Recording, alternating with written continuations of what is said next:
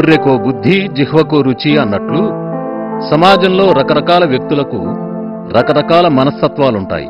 మానవత్వం మరచిపోయి అమాయకులైన పసిపిల్లలకు మాయమాటలు చెప్పి అపహరించి వారి ప్రాణాలను ఎరగా చూపి డబ్బు సంపాదిస్తారు.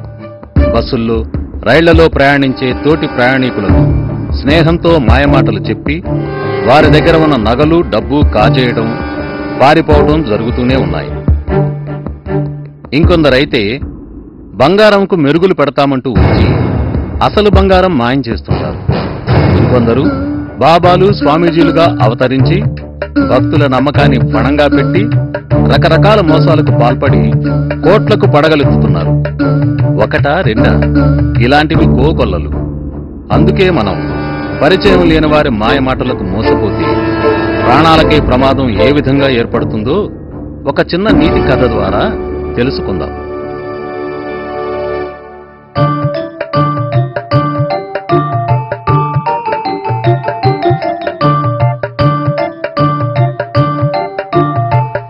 ఆహా, ఇవి ఎంత బాగున్నాయి. ఈరోజు పండగే పండగ నాకు.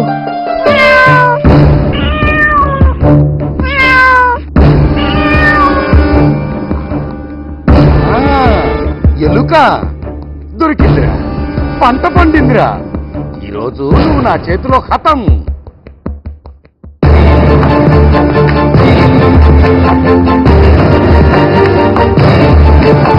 అమ్మా, అయ్యా, రక్షించండి. పిల్లిగారు, దయచేసి నన్ను చంపకండి. నేను చస్తే నా పిల్లలు అనాథలవుతారు. అమ్మా, మిమ్మల్ని అర్థిస్తున్నాను. చిక్కావు చేతిలో ఎలుకమ్మా, నువ్వు ఎక్కడికి పోలేవు, చావమ్మా. ఈరోజు పండగ నాకు.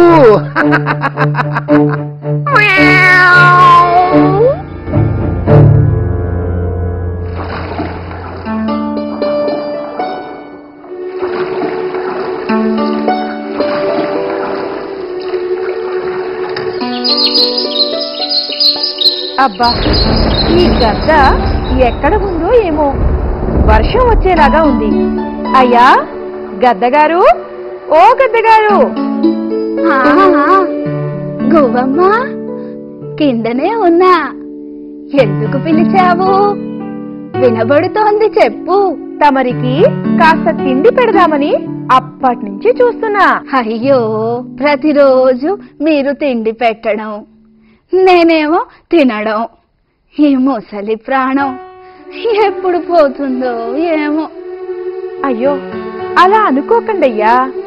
ఒకరికొకరం సాయం. మీకు చేత కాదనే కదా మేము తిండి పెడుతున్నాం.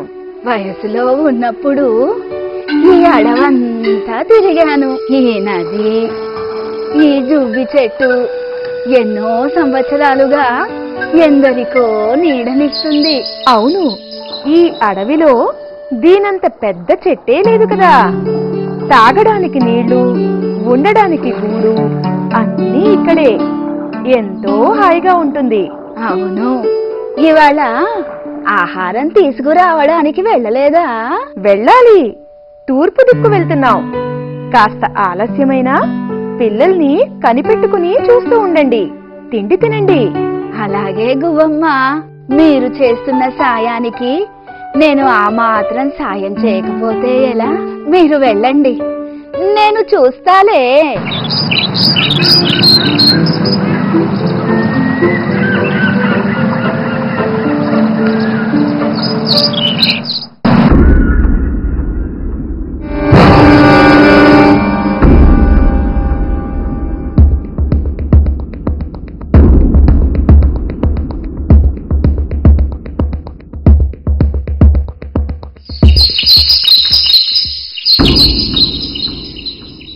అబ్బా, ఈరోజు బాగా ఆకలిగా ఉంది.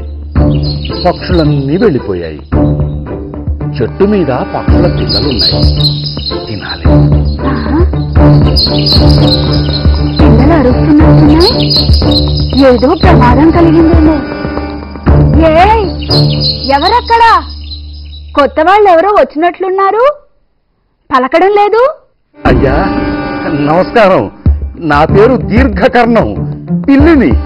నేనిక్కడికి ఎందుకు వచ్చానంటే దీర్ఘకరణమో హ్రస్వకరణమో ఇక్కడ ఒక్క నిమిషం ఉన్నావంటే నా గోళ్లతో నీ కళ్ళు పొడి చేస్తా, నీ ప్రాణం తీసేస్తా. పో, వెళ్ళిపో. అబ్బో, పెద్ద ప్రగల్భాలు పలుకుతోంది. చేతకానమ్మకు గీతలు మెండు అన్నట్టు తిండికిట్టి కానాలేదు, గొప్పలు పోతోంది. ముసలి గద్ద కదా, ఏమి చేస్తుందిలే అనుకుంటున్నావా? నా గురించి నీకు తెలియదు. నిండా మునిగాను, చలేమి గాలేమి. రోట్లో తలపెట్టి రోకటిపోటుకు భయమెందుకు? అయ్యా, తమరిని నేను దూషించేటంత సాహసం చేస్తానా? తమరు సెలవిస్తే ఎందుకొచ్చానో చెబుతాను. ఛీ! పో, పో, పో. నీ ముఖం చూస్తూనే అపశకునమని నరమానవుడు నీ ముఖం చూడడు. పొరపాటున నీవు అడ్డం వస్తే చేయాల్సిన పనులు వాయిదా వేస్తారు, శుభకార్యాలు కూడా ఆపేస్తారు. నిన్ను చూడగానే ఈ పని ఖచ్చితంగా జరగదు.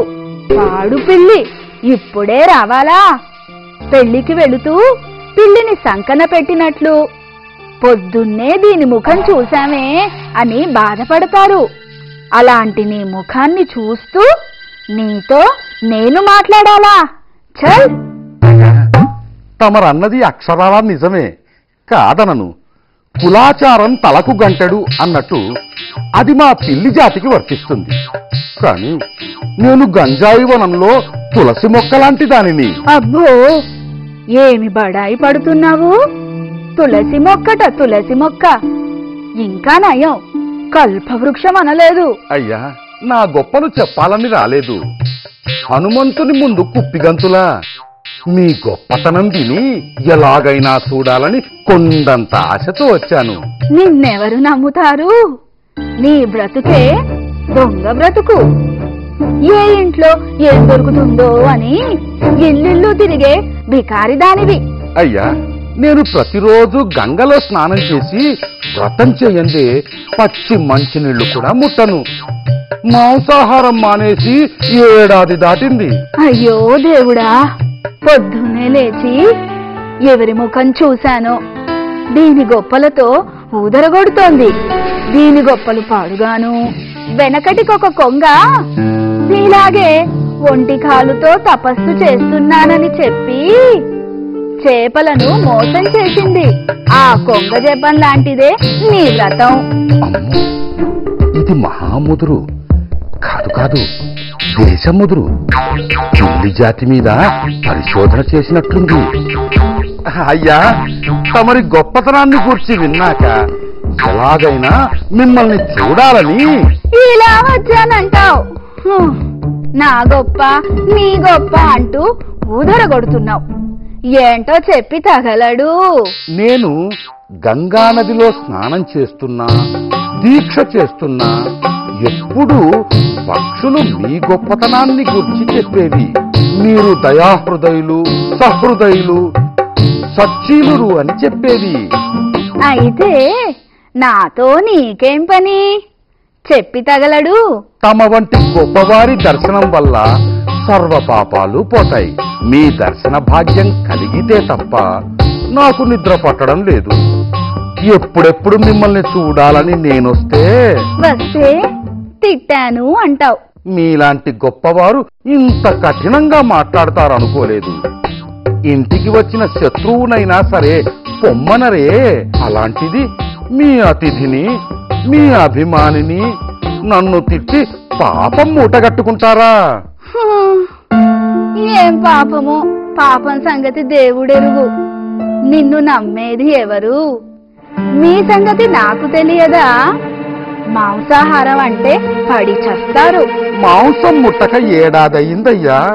తమరికి ఎలా చెప్పాలో అర్థం కావడం లేదు. పైన పక్షి పిల్లలు ఉన్నాయి, వాటి బాధ్యత అంతా నా మీదే. వాటికేమైనా అపకారం జరిగితే పాపంలో పడతాను. రామరామ, మీరు అనుమానించడంలో తప్పులేదు. ఏ జన్మలో ఏ పాపం చేశానో ఈ పిల్లి జన్మలో పుట్టాను. నా ప్రారబ్ధ కర్మ. సరే, నువ్వేమో మాంసాహారం ముట్టనంటున్నావు. ఎలా నమ్మాలబ్బా? అయ్యా, తమరు అనుమతిస్తే ఒక వాస్తవం చెబుతాను. మిమ్మల్ని కించపరచాలని కాదు, తమరు చెప్పమంటే తప్ప చెప్పను. ఏంటో అంత వాస్తవం. పిల్లి శాపాలకు ఉట్లు తెగుతాయా? చెప్పు. అయ్యా, తమరు ఒకప్పుడు క్షణాల్లో కోడి పిల్లను తన్నుకుపోయి తినేవారు. మీ దెబ్బకు కోళ్లు పెంచేవారు. కోడి పిల్లలు, కోళ్లు సైతం భయపడి దాక్కునేవి. అలాంటి మీరు మాంసాహారం మానలేదా? మారలేదా? అలాగే నేను మారిపోయానంటే ఎందుకు నమ్మరు? నన్నే విమర్శిస్తున్నావా? పాపిష్టిదానా, నీకెంత ధైర్యము? అయ్యా, తమరు చెప్పమంటే చెప్పానే కాని విమర్శించాలని కాదు. అయ్యా, తమరు కోపం చేసుకోకండి. నేను అడవిలో దొరికే ఆకులు, పండ్లు, కందమూలాలతో కాలం గడుపుతున్నాను. మీ కాళ్లకు మొక్కుతున్నాను, నమ్మండి. అయ్యో, లేలే, నా కాళ్ల మీద నీవు పడడమేమిటి? నా కోసం నువ్వు ఎంత దూరం నుండి వచ్చావో పాపం. తెలుసుకోకుండా నేనే దురుసుగా ప్రవర్తించాను.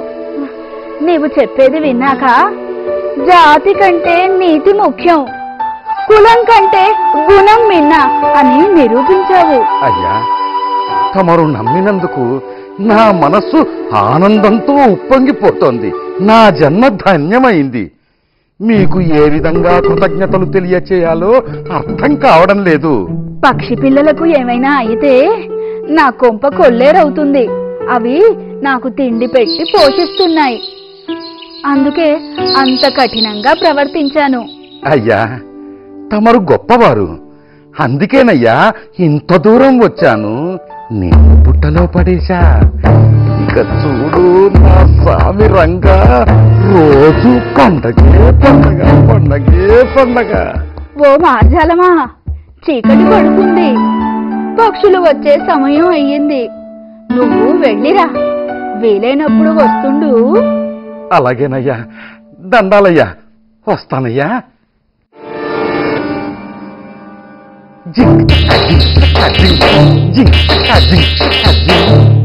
అబ్బో, దీన్ని నమ్మించడానికి ఎన్ని తిప్పలు పడ్డావు. దీని తస్సదియా.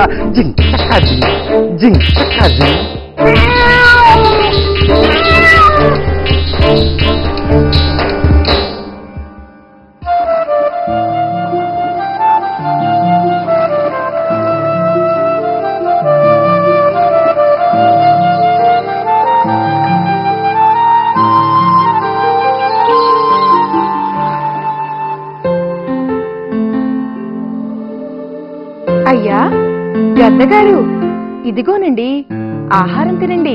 ఇప్పుడే వచ్చారా? పిల్లలకు ఆహారం పెట్టారా? ఆహా, ఇంకా పైకి వెళ్ళలేదు. మీకిచ్చి అలాగే వెళ్తాము. సరేలే అమ్మా.